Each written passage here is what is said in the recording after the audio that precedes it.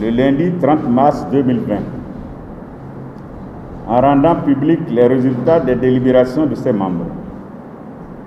La Commission électorale nationale autonome Sénat a mis fin à la procédure de déclaration des candidatures engagées auprès d'elle par les partis politiques 3 semaines plus tôt. Au terme de cette délibération, elle a rejeté la déclaration de candidature de notre parti Force Kori pour le développement du Bénin, FCDB.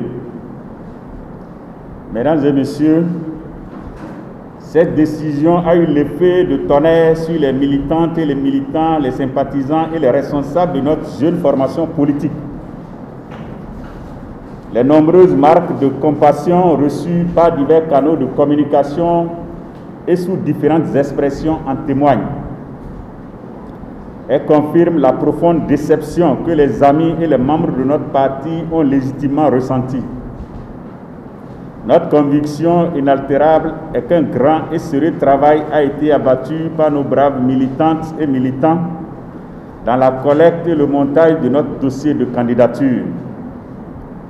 Aussi, notre parti, en sa qualité d'opposition constructive, responsable, prend-il acte de cette décision historiquement lourde. Néanmoins, après consultation des militantes et militants, puis des responsables à divers niveaux du parti et prenant en compte leurs souhaits, nous avons en toute conscience décidé de ne pas formuler le moindre recours. Nous avons pris cette décision pour laisser le processus électoral se poursuivre sans entrave de notre fait et dans les conditions les moins regrettables possibles pour notre expérience démocratique.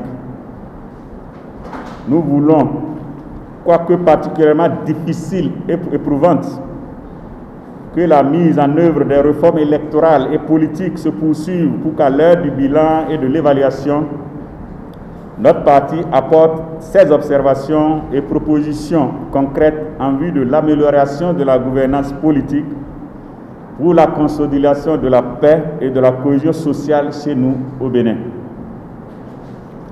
En effet, même s'il n'est plus besoin de le dire, nous voulons néanmoins rappeler que notre parti, Force Kori pour le développement du Bénin, est à ce jour le seul parti politique qui s'est ouvertement réclamé de l'opposition constructive et qui s'impose progressivement et méthodiquement comme tel dans l'arène politique nationale.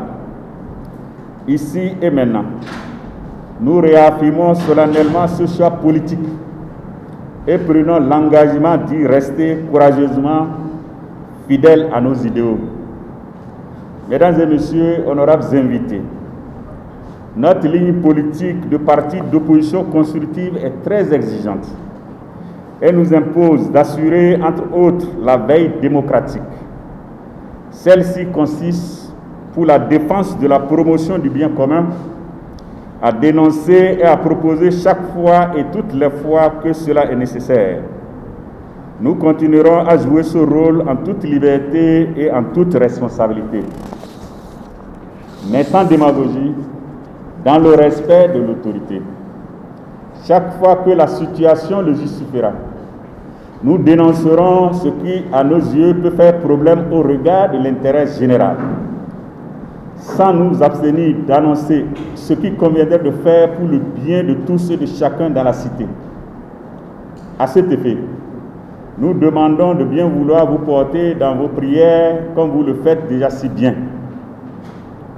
Chers responsables du parti FCDB, mesdames et messieurs, honorables invités, assurer la veille démocratique, notamment en ce début du mois d'avril 2020, c'est se rappeler qu'il y a 4 ans que le président de la République, son Excellence M. Patrice Athanase Talon, a prêté serment pour gouverner notre pays en respectant et en défendant la constitution que le peuple béninois s'est librement donnée il y a 30 ans. Nous saisirons une prochaine occasion pour faire, comme d'autres, la lecture bilan de sa gestion au service de l'État. Pour l'heure, nous voulons partager avec vous quelques-unes de nos préoccupations sur les réformes politiques et institutionnelles en cours dans notre pays. Mesdames et messieurs, honorables invités, Tout le monde s'accorde pour reconnaître que les réformes politiques sont des réformes majeures et qu'elles sont nécessaires, voire indispensables pour renforcer les acquis démocratiques chez nous au Bénin. Au regard de notre mentalité rétrograde, pour initier ces réformes et les conduire efficacement, il fallait du courage, de la détermination et une vision claire de ce qu'il fallait réformer. Mais il fallait également et surtout un sens élevé de serviabilité, de justice sociale et d'équité. À cet effet, il fallait la préférence clairement affichée de la démocratie participative pour corriger les tares et les abus de la démocratie représentative. Ce faisant, la gouvernance politique qui sera mise en place sera la clé de cohésion sociale et de performance durable. Cette gouvernance passe par l'inclusion sans réserve des forces vives dans la prise de décision, qu'elles soient politiques ou civiles. C'est le seul prix à payer pour faire régner durablement la paix, la prospérité et le développement de chacun de tous. Nous savons que nous partageons la défense de cette cause nationale avec certains partis politiques et de nombreuses forces vives. Nous profitons de cette occasion pour leur adresser nos fraternelles et citoyennes salutations. Mesdames et messieurs les journalistes, chers responsables du parti FCDB, avant 1990, c'est surtout l'exclusion flagrante et répétée des forces sociales des lieux de prise de décision nationale qui a entraîné des tensions et des crises qui nous ont conduits à la tenue de la conférence nationale grâce à la sagesse de certains dirigeants de moment. La Constitution et les institutions qui en sont issues sont autant de bases et de repères pour lesquels repose le renouveau démocratique.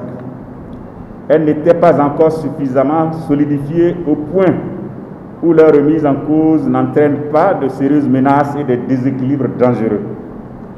Il est donc à souhaiter que ce qui doit être fait le soit rapidement, en tout cas pendant qu'il est encore temps. Le parti FCDB saisira toutes les opportunités pour solliciter sans tapage la compréhension et la disponibilité de qui de droit à cet effet. Assurer la veille démocratique pour notre formation politique, c'est avant tout s'interdire de perdre la mémoire des choses ou contribuer à faire perdre la mémoire collective des choses. Mesdames et messieurs, faut-il le rappeler, en 1995, la Commission électorale nationale autonome Sénat a été créée pour renforcer le processus démocratique. En effet, au lendemain de la conférence nationale, des réformes ont été entreprises pour garantir la performance et la transparence du système électoral. Elles devraient surtout aider à résoudre un problème, celui de la perte de confiance dans l'administration pour sa trop forte implication dans le processus électoral. Avec la fin de l'ère du monolithisme imposé par la loi fondamentale de 1977, l'élection avait cessé d'être une simple formalité, un rituel de légitimation et de ratification des choix opérés par le parti unique et l'Assemblée nationale ANR, ce qui avait entraîné une certaine contestation de l'administration. La neutralité donc se défendait. Celle-ci a été contestée et des doutes sérieux sur sa capacité à organiser les élections honnêtes ont pris du relief. À la veille des élections législatives de 1995, le climat de suspicion et de doute s'est amplifié et la loi créant la Sénat a été votée. La promulgation de la loi 94-013 du 17 janvier 1995 portant règles générales pour les élections du président de la République et les membres de l'Assemblée nationale a mis fin à toute suspicion en matière de fraude électorale au Bénin. La loi 94-014 du 27 janvier 1995 portant code électoral en République du Bénin a institué la Sénat et la loi 94-015 de la même date a défini son mode de fonctionnement. Mesdames et messieurs, nous avons fait ce bref rappel historique pour deux choses. Premièrement, pour montrer que le rôle à l'origine de la création de la Sénat n'est pas d'empêcher les partis politiques des compétitions électorales, mais d'accompagner et de faciliter leur volonté à cet effet en limitant les coups bas des politiciens. Deuxièmement, pour montrer que les réformes successives qu'a connues l'institution ne doivent pas faire regresser la qualité du système électoral en régime démocratique chez nous, mais de le rendre plus performant.